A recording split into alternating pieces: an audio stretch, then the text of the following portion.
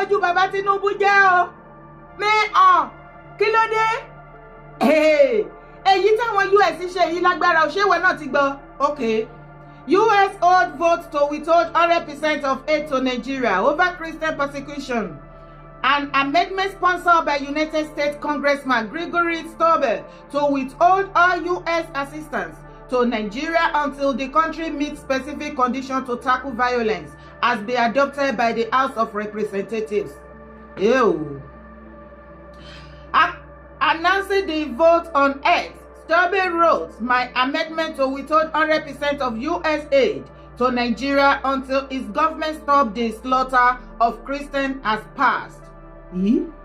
American taxpayers should never bankroll governments that turn a blind eye while Christians are abducted, tortured, and murdered. No more wasteful foreign aid.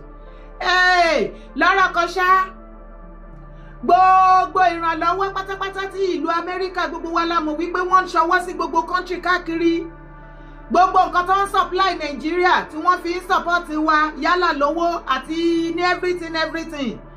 Wọ́n ti pass bill ní house wọn, House of Rep wọn o. Wọ́n dẹ̀ ti ṣe final. Wọ́n ní 100%. Wọ́n ti cancel everything. Kò sí help kankan látọ̀dọ̀ US government sí ìjọba bàbá Tinubu àbí sí Nàìjíríà under ìjọba bàbá Tinubu. Nítorí kíni o? Wọ́n nítorí wọ́n ti warn bàbá Tinubu títí kó stop terrorism tó wà Nàìjíríà, especially láti máa pa àwọn Christian. Wọ́n ní bàbá Tinubu ò rí ṣe, wọ́n wá tẹ̀síwájú. Kí ọ̀rọ̀ mi lè yé, ó bẹ́ta kó kúkú gbọ́ lẹ́nu wọn fúnra wọn. Àbí tẹ̀lé mi wá wo fídíò.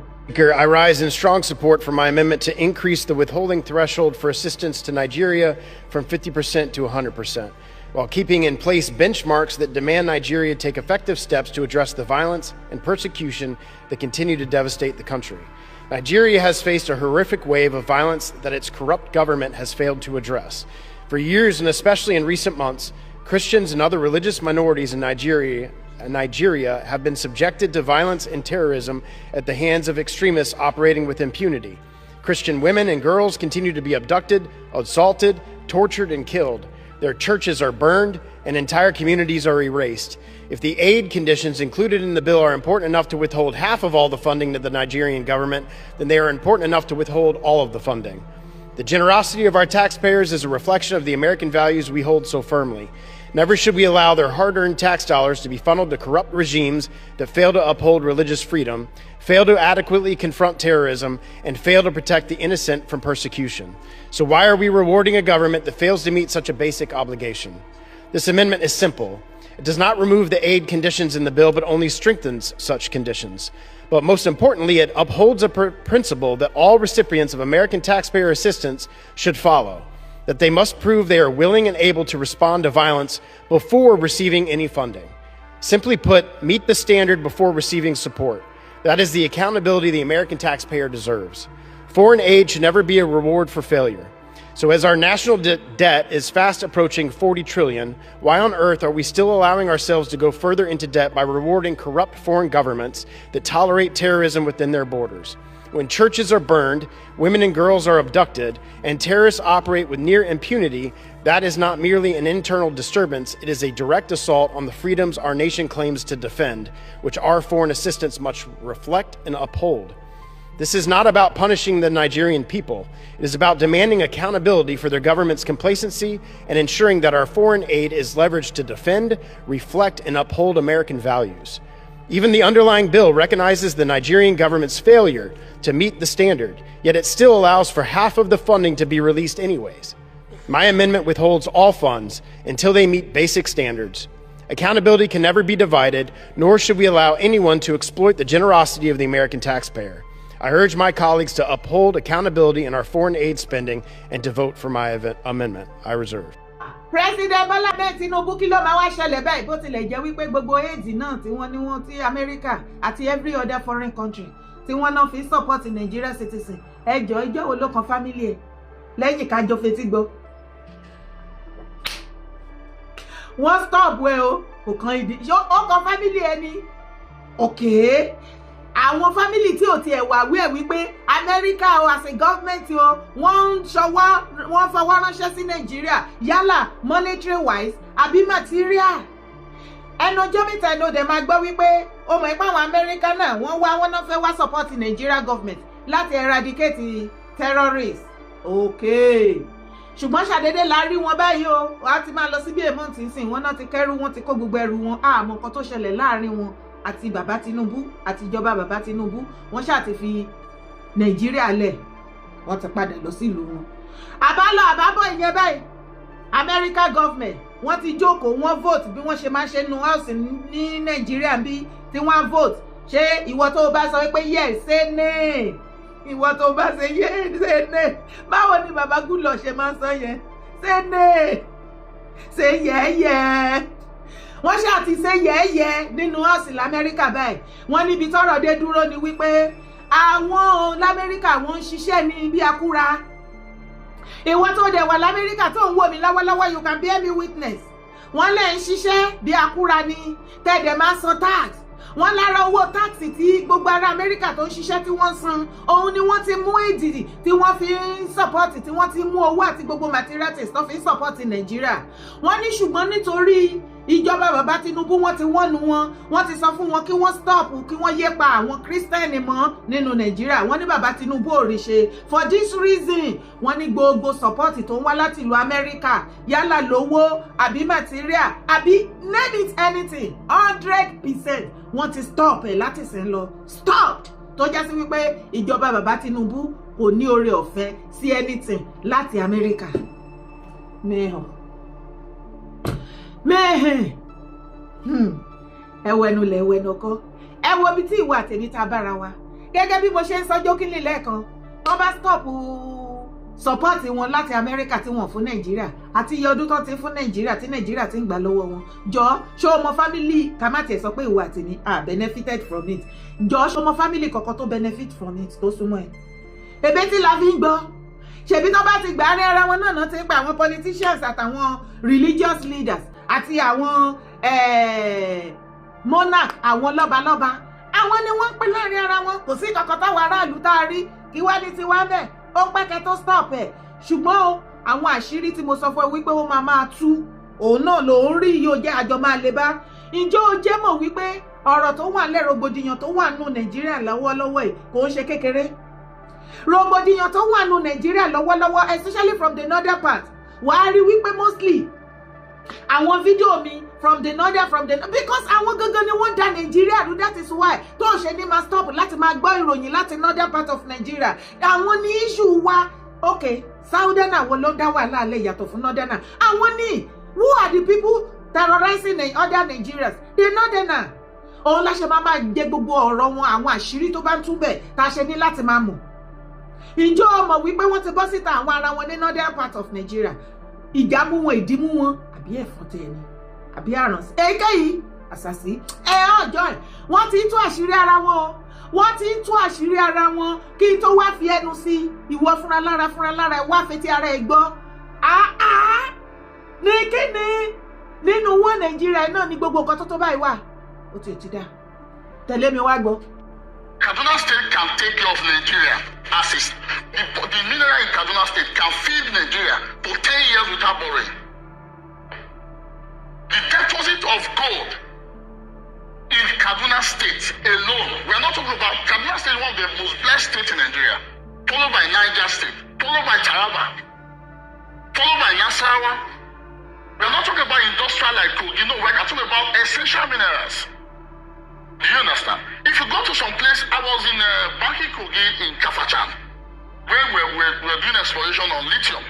We saw high concentration of beryllium, high concentration of aquamarine. I'm not talking about just little quantity. Do you understand? We are talking about thin oil that you can see visibly. Not going for about 5 feet. No, just visibly. Do you understand? Now, the Kaduna State government are still looking for money to develop Kaduna State. And federal government are only having earthly reports on the deposit in that area. Nikon is there. Even the California we are talking about is there. Indianum is there. Rotanum is there. In that same Kaduna. And yet nothing.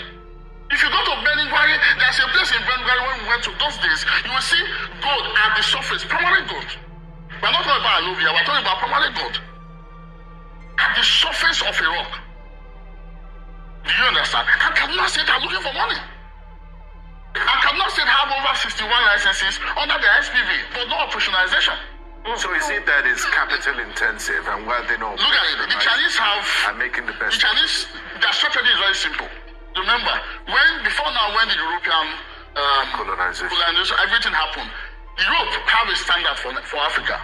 They build a very high standard for us. They will tell us, even the Americans, tell us, okay, you know what? For us to buy your mineral, for us to buy your agro-commodity product, you must clean to this percentage, you must have 99% and all that. The Chinese formula is totally different. Chinese formula will come to our level. They know we don't have information. We don't know what we are doing.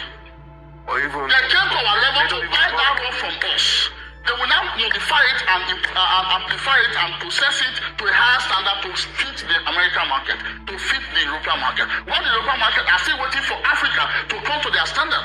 But Chinese are, even in our own level, they came to our standard at every sector. In Abuja and send their own children to universities in London. And I need to ask you one question before we go further. After 60 years, what are you still afraid of? What trust are you still debating? Who told you that you cannot afford to unite with the rest of Nigeria? And why did it benefit them so much for you to believe it? Let's go. The lie they built your prison with. Let me show you the architecture of the cage. The elite of the North, the political class, the retired generals, the old guard that has rotated power among themselves since independence, built your loyalty on one foundation: fear of the other, fear of the Igbo, fear of the Yoruba, fear of the Christian, fear of anyone who does not look like them, pray like them, speak like them. Every election cycle, they come to you with the same sermon. You cannot trust them. They want to dominate you. They want to take what is yours. Vote for us. We are your protection. And you voted. And they won. And after 60 years of rotating presidency, northern generals, northern head of states, look around you. The North has the highest number of out-of-school children of any region on this planet. Not in Nigeria, on the planet. The North has the highest poverty rates in Nigeria, the highest malnutrition rates, the highest maternal mortality rates, the highest rate of banditry and kidnapping. They told you that your enemies were in the South. But the people who kept you poor are sleeping in your own backyard. 2. What is actually under your feet? Now let me tell you what they never taught you in the school they told you not to attend. The north of Nigeria is sitting on some of the most valuable mineral wealth on this continent, and almost none of it is reaching you. Let me give you the receipts, state by state. Number 1, Zamfara State. Gold. So much gold that Nigeria ranks as Africa's 6th largest holder of gold reserves. Zamfara alone is one of the top producing states. The gold under Zamfara's ground is worth billions. The people of Zamfara are among the poorest in Nigeria. Katsina State. Katsina has gold, lithium, and mineral deposits spread across communities, where bandits have killed over 4,200 people between 2010 and 2023 alone. Bauchi State. 10 mineral deposits. Bauchi State has gold, cassiterite, columbites, wolfram, coal, limestone, iron ore.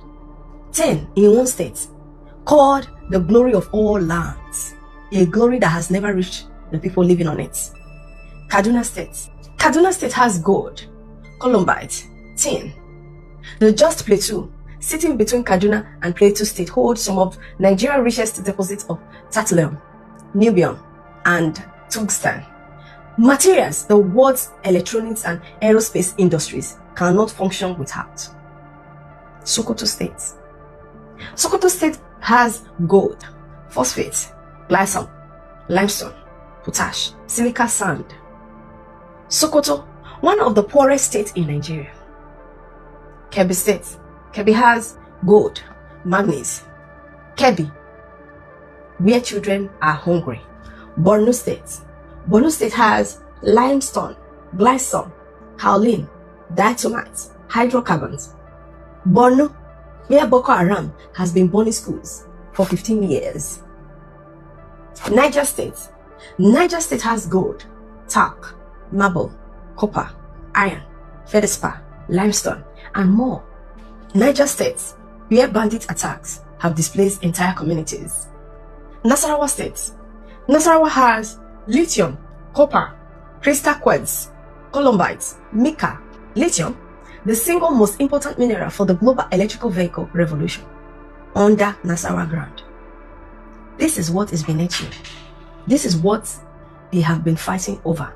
Ṣé ti rí bó ṣe ń lọ? Ṣé ti gbọ́?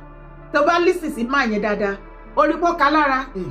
Téèyàn bá mọ nǹkan tí ọ̀pọ̀lọpọ̀ ò mọ̀ tó fẹ́ ṣàlàyé, ó máa ká ẹ lára. Ó ń lọ́rọ̀ yẹn. Ó ní Kaduna, just a state. Kaduna nìkan ní the whole of Nigeria, àbí the whole of North altogether. Ó ní solid minerals tí Ọlọ́run tó gbé pamọ́ síbẹ̀ tó wà ńbẹ̀ tí wọ́n wà. Ó tó is enough láti ṣe kí ni? Láti take care gbogbo Nigerians. Almost 300 million population o. Ìyẹn tá bá ti kọjá bẹ́ẹ̀ torí wọn ka sensor mọ́. Ṣùgbọ́n ó jẹ́ kó yé ìwọ àti èmi ṣe bọ́mọ bẹ̀ ni ó rí nǹkan tó ṣẹlẹ̀ ńbẹ̀ náà. Ó ní nǹkan tó wà ńbẹ̀ ní mineral resources tó bá ní pé kó máa wa kùṣàì, kó lọ máa tà, kó dẹ̀ máa remit owó sí àkáǹtì government, kó dẹ̀ máa pín owó yẹn accordingly. Ó tó nǹkan tí tó yẹ pé Nàìjíríà ò gbọdọ̀ tòṣì mọ́. Ìyẹn ní state Kaduna ni o. Ṣé o mọ iye state tó wà ní northern part of Nigeria? Ó wá ń jẹ́ kó yé wa wípé kò sí any state nínú Nigeria tí ó wà ní northern part of Nigeria tí ó wà richly blessed in solid minerals. Tó bá sọ pé ọ̀rọ̀ ti máa nìyẹn irọ́ ni, ti sister wa yìí kọ́. Ṣé o listen again? Mo fẹ́ kó farabalẹ̀ kó tó padà gbọ́. Di fídíò yẹn kó dìímú dáadáa kó mọ bó ṣe ń lọ́nu Nigeria. Mo sọ fún ẹ wípé ṣé rí àwọn youth wọn tí wọ́n kọ̀ tí wọ́n jẹ́ kán ní education. Ìkankan báyìí ni wọ́n máa wà educated. Ṣé wá rí àwọn kankan tó wà educated láàrin wọn, àwọn ló máa liberate àwọn tó kù tí wọ́n ti brainwash sí àlèmájìrì àti jihadist.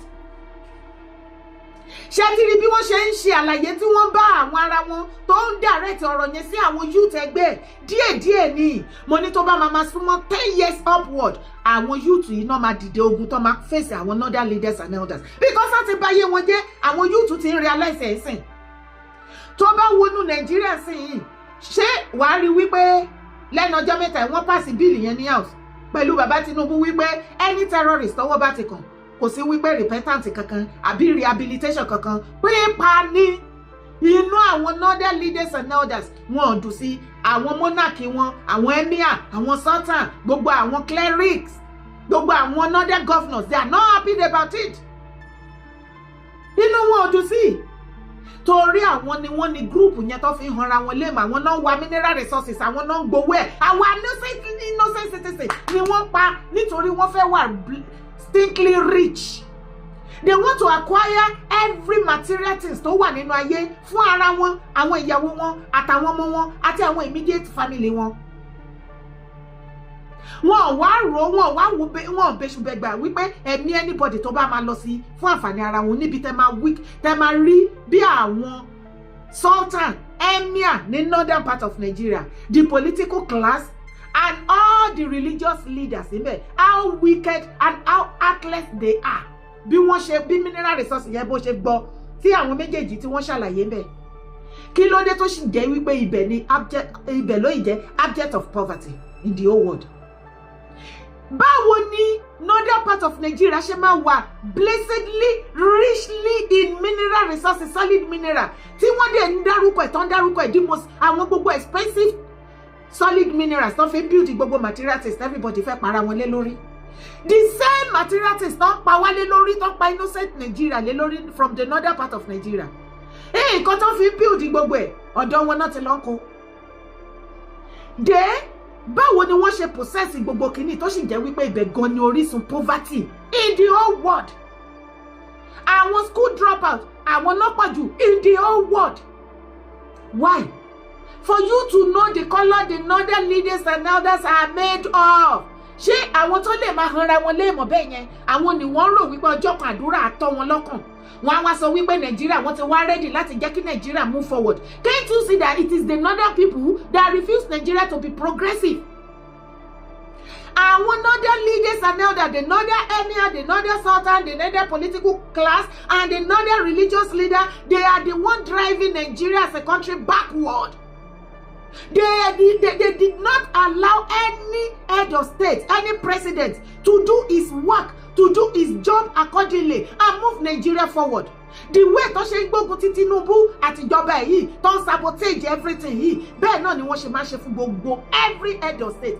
Jọ̀ọ́ nítorí Ọlọ́run ọdún wo ìgbà wo ọjọ́ wo ló rò wípé òpin máa dé bá ilé ìwọ náà wo generation ìwọ àtèmi tó ti lọ tá a dé tó fi kan ìwọ àtèmi sìn ẹnu ẹ̀ náà la tún bímọ sí àwọn ọmọ wa náà tó ti ń bímọ bẹ́ẹ̀ adẹ̀ yìí ní òpin wípé Nàìjíríà máa bẹ̀tà Nàìjíríà máa bẹ̀tà ó ti ṣóòjú wípé Nàìjíríà ò lè bẹ̀tà.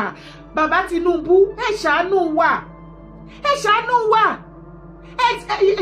ṣe kìíní yìí regional yìí torí ọ̀pọ̀lọpọ̀ náà sọ wípé October 1st lẹ́lẹ́ fẹ́ declare mo ti ṣe findings mi káàkiri kò tí ì sí nǹkan mi tí ì rí nǹkan tó kò you know but láti ọ̀dọ̀ ti tèmi and on behalf of gbogbo Nigerians Bàbá Tinubu ẹ ṣàánú wa ẹ bá wa gbé regional kalẹ̀ kẹ́ fi òfin tó ní agbára kẹ́ fi gbá nídìí bẹ́ẹ̀ ni ẹ̀yin nìkan lẹ lè yọ wá kúrò nínú ìdààmú àti wàhálà yìí torí kò sí ọ̀nà àbáyọ kankan ju wípé tá a bá ti bi regional bẹ̀rẹ̀ tó bá ní Nàìjíríà àìlẹ́ ẹ̀kọ́ náà kò ṣeé ṣe tó bá jẹ́ ibi regional náà ni kí oníkálukú kan máa ṣèjọba ara wọn ṣebí resources tó oníkálukú bá ní kí wọ́n máa ṣe kọ́ máa ṣe mining ẹ̀ ń bẹ̀ kọ́ dẹ̀ máa fi gbọ́ ìjọba ara wọn bẹ̀ Ọlọ́run kúkú ṣe àwọn northern wọ́n ní mineral resources solid mineral ju àwa south lọ ìdí tó ṣe wá jẹ́ wípé nǹkan tó wà lọ́dọ̀ tí wọ́n pọ̀ bíbà ju tọ̀dọ̀ ti south tó lè wá jẹ́ pé ti south yẹn òun náà ránṣọ mọ́ wípé ti south belongs to one Nigeria but ti north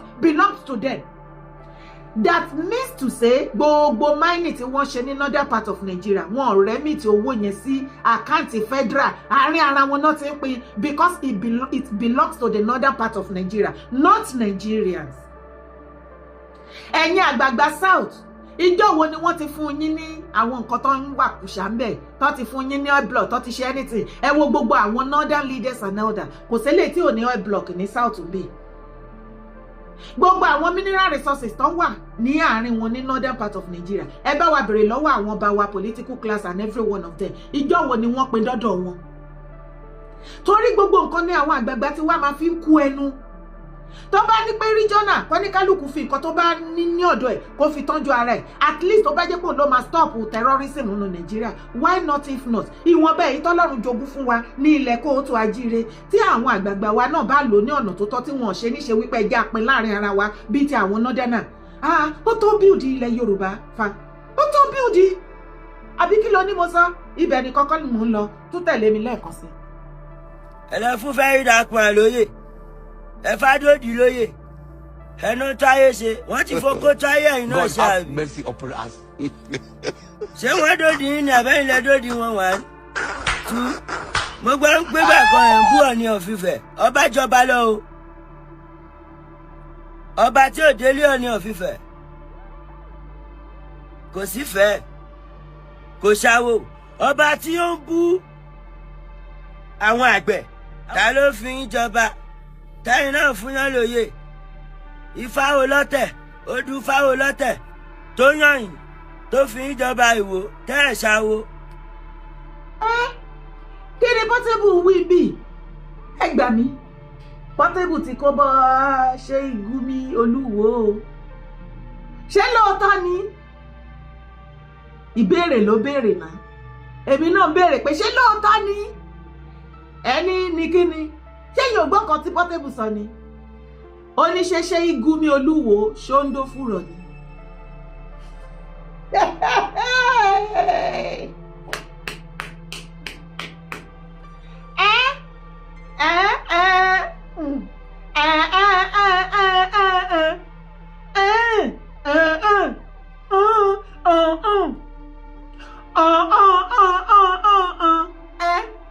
Wọ́n ní very dark man gbogbo wa la gbọ́ ìròyìn fídíò yẹn kó tó di pé ó become an activist wípé ó máa ń lọ́nláìn fún àwọn ọkùnrin. Mo wà nù bàbá yìí, mo wà nù lánàá. Ibi tó lọ yẹn ó ti forí jóná. So therefore wọ́n ní àtẹ̀yìn náà ti fi ń gba ti ọ̀dọ̀ ti VDM wọlé. Èmi kan mo sọ ó wà lọ́nláìn o, don't come for me o, don't come for me, it's online. Wọ́n lẹ́yìn ló máa ń gbà wọlé, kò ń gba wájú wọlé ìyẹn VDM. And tabade ìjókòó ta wẹnu lẹ̀ ta wẹnu ọkọ lóòótọ́. Ẹ jọ̀ọ́, kí ni contribution VDM sí ilẹ̀ Yorùbá tí Olúwo fún ní táyé ṣe? Ayé wo ni